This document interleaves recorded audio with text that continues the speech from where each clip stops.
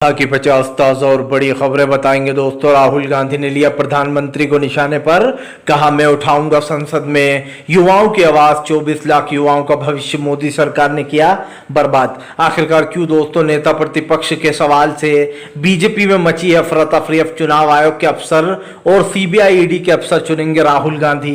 क्यों आखिरकार अखिलेश ने दोस्तों गुजरात पर बोला बड़ा हमला। अखिलेश बोले फिलहाल जो पुलिस भर्ती पेपर लीक का मामला है वो गुजराती कंपनी ने ही किया है, और क्यों उसे सरकार ने पहले भगा दिया बाद में जनता को बताया।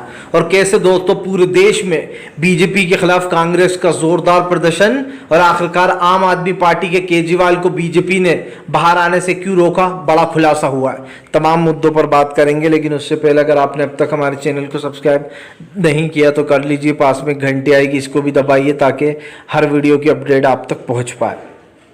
दरअसल दोस्तों आपको बताते चले, प्रधानमंत्री नरेंद्र मोदी को राहुल गांधी की सीधी चेतावनी। दोस्तों संसद सत्र के पहले ही सत्र में राहुल गांधी की आवाज गूंजेगी दोस्तों छात्रों के लिए, और अब गूंजेगा नीट परीक्षा का मामला।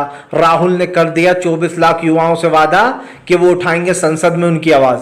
दरअसल दोस्तों साफ दिखाई दे रहा है कि संसद में अब राहुल गांधी प्रधानमंत्री के ऊपर 100% भारी पड़ने वाले हैं। पहला तो ये कि नरेंद्र मोदी को इस देश की जनता ने नकार दिया, उनको बहुमत तक नहीं पहुंचने दिया। दूसरा ये दोस्तों इस बार राहुल गांधी और पूरा इंडिया गठबंधन बहुत मजबूत है, और मजबूती की हालत में विपक्ष है। दो बैसाखियों पर चल रही मोदी सरकार कभी भी गिर सकती है, इसका कोई अनुमान नहीं बता सकता कि ये सरकार कब तक है। लेकिन एक चीज की मैं खुली वो जरूर देता हूं दोस्तों कि फिलहाल प्रधानमंत्री नरेंद्र मोदी ये चुनाव बुरी तरीके से हारने वाले हैं।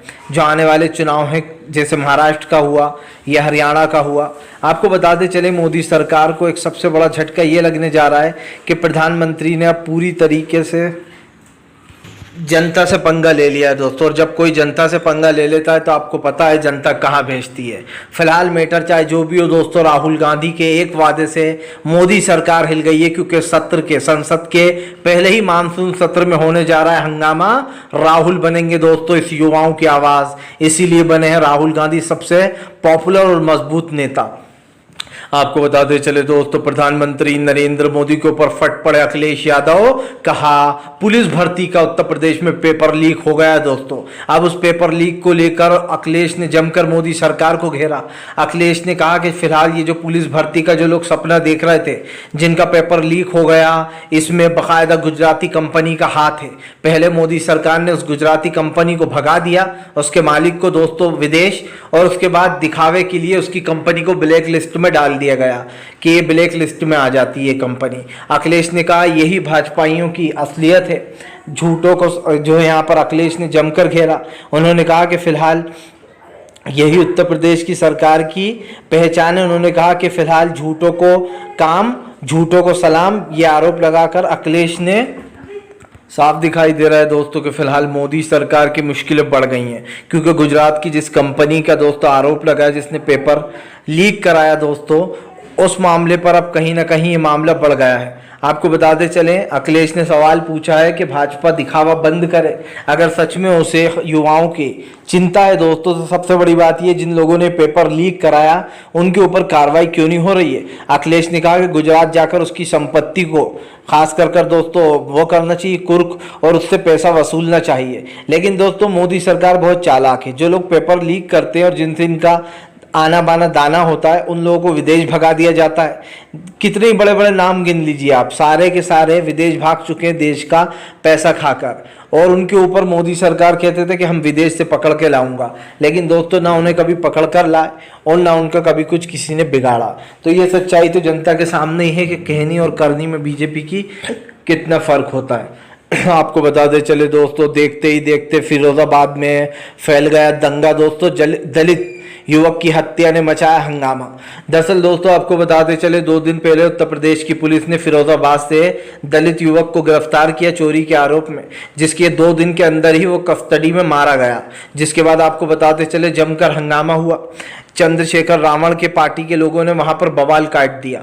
यही नहीं दोस्तों, वहां के स्थानीय लोग जो थे उन्होंने पुलिस की 121 वाली जो गाड़ी होती है 112 उसको फूंक डाला, आग के हवाले कर दिया और वहां पर जमकर पत्थरबाजी भी हुई। यही नहीं, मामला इतना बढ़ गया दोस्तों कि वहां पर पुलिस को लाठीचार्ज करना पड़ी और कई गाड़ियों को पुलिस की फूंक दिया गया। दरअसल आपको बता दें चले दोस्तों, जिस युवक को गिरफ्तार किया गया था ये कहकर कि इसने चोरी की है या फिर सिर्फ आरोप लगा था, जो भी था वो दोस्तों, लेकिन ये आरोप के चक्कर में अब मामला बढ़ गया है, क्योंकि आपको बताते चले फिरोजाबाद का माहौल बिगड़ गया। देखते ही देखते वहां पर दंगे की स्थिति बन गई। और सबसे बड़ी पता है क्या है दोस्तों प्रॉब्लम, कि वहां पर फिरोजाबाद में जब से ये हुआ है तब से वहां के स्थानीय लोग भी काफी गुस्से में दिखाई दे रहे हैं। चंद्रशेखर रावण ने इस पर ट्वीट करते हुए कहा कि फिलहाल जिस दलित व्यक्ति की हत्या हुई है उसको 50 लाख रुपए हर्जाना मिलना चाहिए। यही नहीं दोस्तों, क्योंकि जाहिर सी बात है ये पहला ऐसा कांड नहीं है जो सामने आया है। अभी इससे पहले ही 2 दिन पहले ही मैं बता रहा था कि कैसे एक युवक की जबान काट दी और उसकी आंख निकाल ली दोस्तों, वो भी दलित छात्र था। यानी कि रेडी के भाव में दोस्तों दलितों को मारा जा रहा है, दलित भाइयों को, और जिस तरीके की, और दलित ही नहीं, बेचारे जो अल्पसंख्यक मुस्लिम है दोस्तों उनको भी मारा जा रहा है। अभी हमने देखा कि वो जो खास कर कुछ भीड़ ने उसको मार दिया दोस्तों, औरंगजेब को बेचारे को, जबकि वो रोटी बनाने वाला था, उसके ऊपर भी झूठा चोरी का आराम लगाकर उसके पीछे लपकने लगे कुछ लोग और फिर भीड़ इकट्ठा कर उसको मार दिया। तो सवाल तो बनते हैं दोस्तों, सरकार किसी सवाल का जवाब नहीं देती और सरकार से जनता सवाल का जवाब मांग रही है। मुझे तो जो चीज़ें दिखाई दे रही हैं दोस्तों वही मैं बोल रहा हूँ, क्योंकि जाहिर सी बात है इस देश की में क्या हो रहा है कोई नहीं जानता है।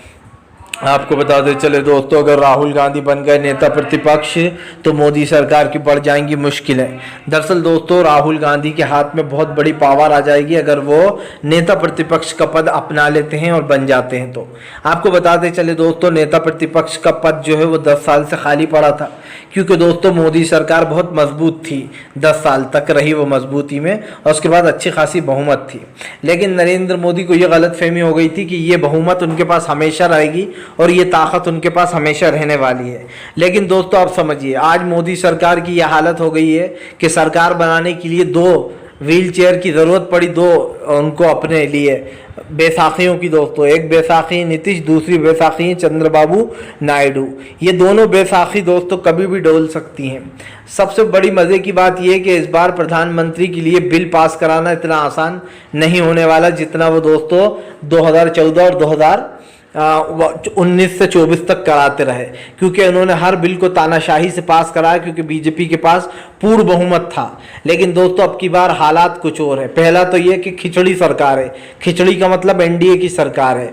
दूसरा ये दोस्तों कि नरेंद्र मोदी के पास अब वो पावर नहीं है कि वो विपक्ष को एक साइड कर दे और खुद अपनी मनमानी करे। सबसे बड़ी बात पता है क्या, नेता प्रतिपक्ष का पद बीजेपी कहती थी कि हम बहुत मजबूत पार्टी बन गए हैं, अब तो हमें आरएसएस की भी ज़रूरत नहीं है। लेकिन दोस्तों मैंने कहा था ना आपसे कि इस देश में बड़े बड़े राजा रजवाड़े बर्बाद हो गए, उन्हें भी लगता था कि हम कभी मरेंगे नहीं, ये रियासत हमेशा हमारे पास रहेगी, लेकिन बर्बाद हो गए दोस्तों।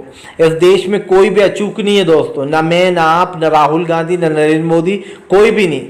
सबका नशा चढ़ता है, सब सत्ता में आते हैं, जो अच्छा काम करते हैं वो देर तक टिक जाते हैं, जो अच्छा काम नहीं करते दोस्तों जनता उनको उठाकर फेंक देती है। यही सच्चाई है इस देश की।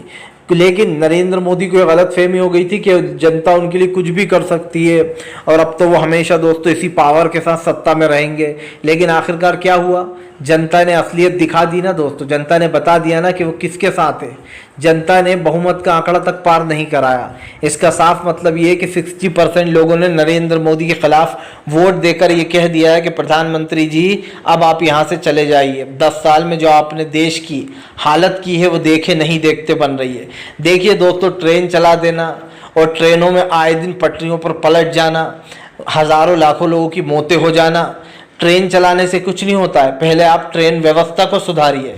ट्रेन तो कोई भी चलवा सकता है, राजनीति में आ जाए 2 ट्रेनें चलवा दी, इधर बुलेट ट्रेन चलवा दी, मेरा नाम हो जाएगा। नहीं, जो लोग मारे जा रहे हैं मासूम, जो ट्रेनें पलट रही हैं, पहले उसका इंतज़ाम कीजिए। आज लोगों को अच्छी सुविधा चाहिए, भले